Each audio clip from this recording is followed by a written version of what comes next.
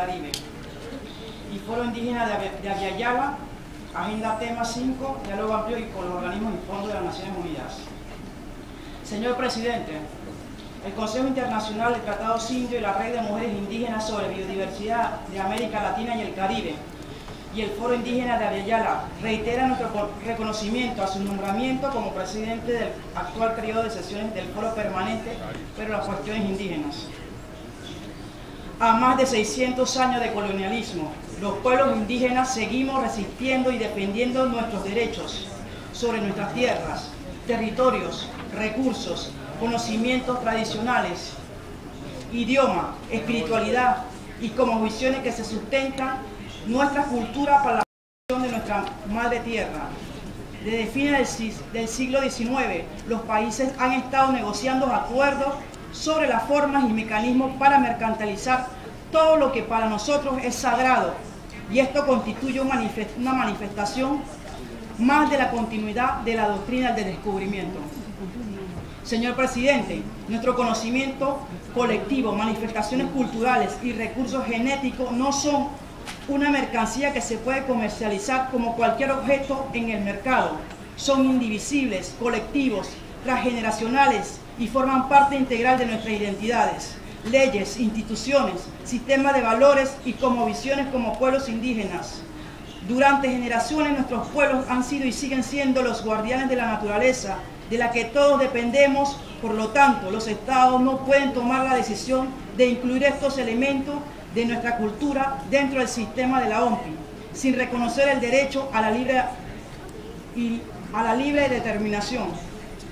Nos preocupa que en este momento se están haciendo un énfasis desproporcionado sobre los valores comerciales y económicos de nuestros recursos, a través de los derechos de la propiedad intelectual, en detrimento de la conservación y de sus valores culturales y espirituales.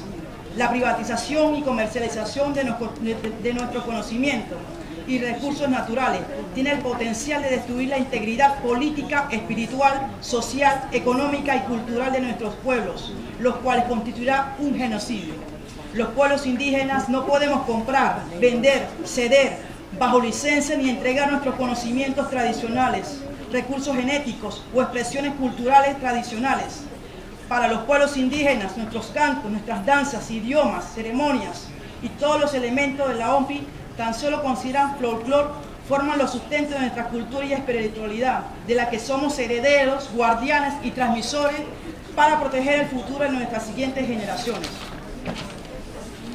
Para los pueblos indígenas es fundamental tener el control de nuestras tierras, territorios y recursos. Por lo tanto, proyectos e iniciativas que pueden limitar el acceso a los mismos, tales como falsas soluciones al cambio climático, por ejemplo, agrocombustibles, bonos de carbono, mecanismos de desarrollo limpio, entre otros, pueden ocasionar la pérdida y violación al derecho y mantener el desarrollo de nuestros propios sistemas de protección.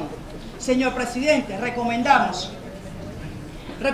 que el Foro Permanente transmita formalmente a la OMPI nuestras preocupaciones y los puntos críticos sobre la participación y los derechos que están amenazados con la decisión de OMPI.